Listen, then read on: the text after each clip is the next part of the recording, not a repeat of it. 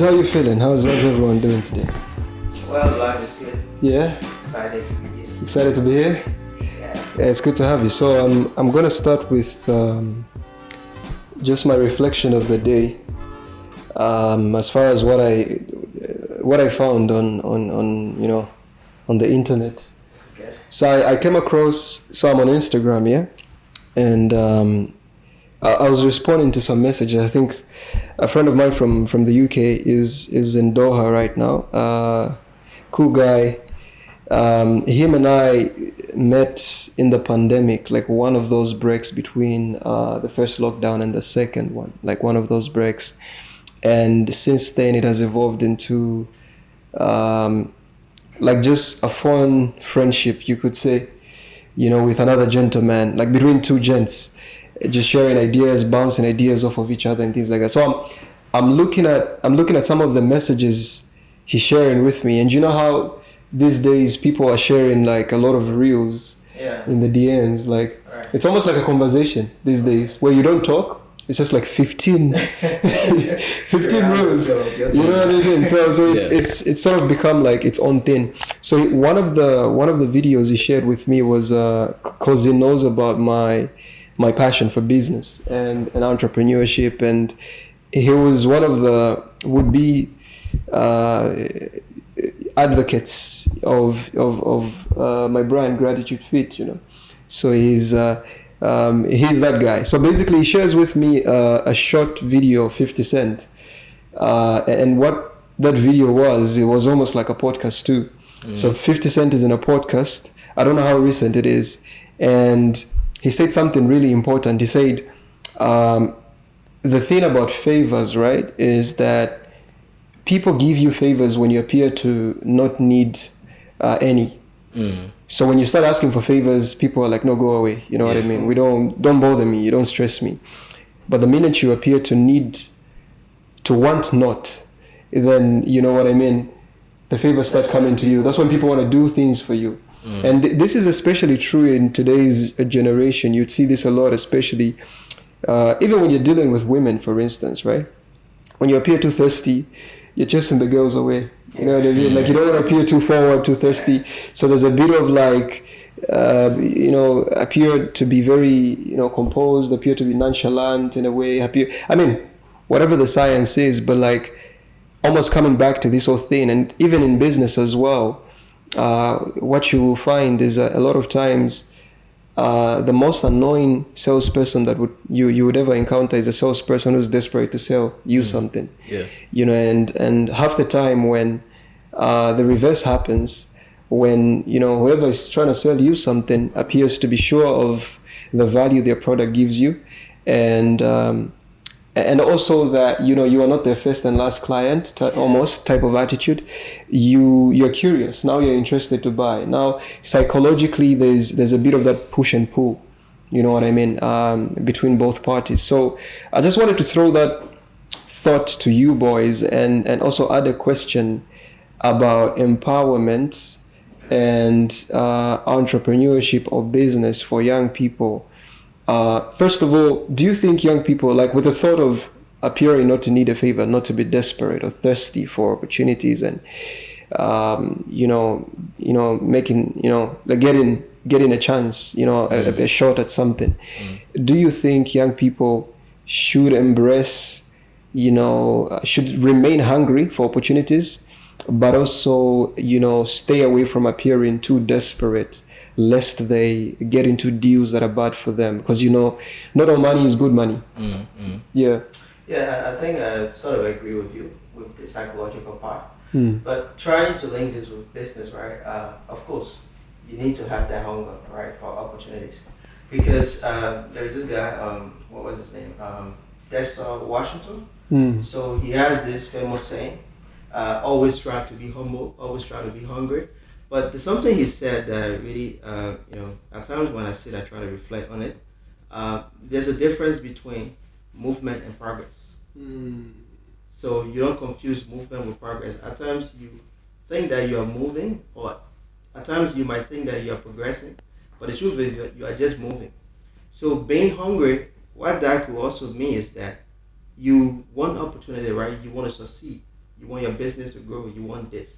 But you cannot do it in a manner that would impact, the long-term progress of that business. So while you want to be hungry, while you are seeking this opportunity, while you are looking towards growth, I think it's just good to be cautious. Yeah, I think that's the key word, because you can tell. At times, what might appear to be harm to your business might end up being that one thing that will cause your business to succeed. Yeah. Okay. So that's where the whole idea of risks comes in, which is something I think we'll talk about later on. Yeah. So for me, so I think for me, I think this does not just like apply to business alone, like the idea of being hungry. And I think you can never really pursue anything meaningful if you don't really, if you don't have the hunger for it. I think hunger, well, not really taking it in the literal sense, but like it's more of desire. I think I'll try to substitute hunger with desire. So I think it's just as with business, it's just basically with like everything that's worth pursuing, you gotta have the desire for it.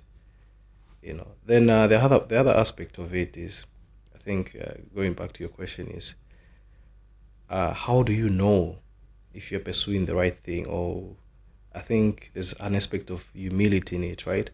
So I think when you're starting out, like it's really, really hard to discern what's the right opportunity, what's not the right opportunity.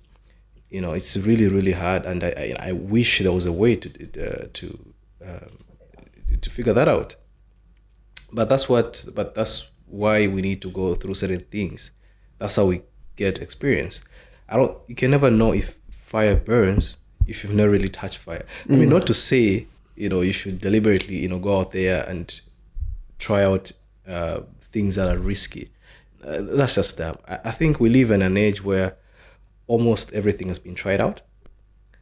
Almost everything has been tried out. We know what works, what doesn't work, and what's in between, right? So when it comes to like taking those drastic risks, I think people are wise enough to not to do that, right? But like getting to your question, I think for me, there's a point where you exude a certain level of humility, but in the initial stage, you have to be unapologetically hungry, or rather have that desire to succeed at every cost.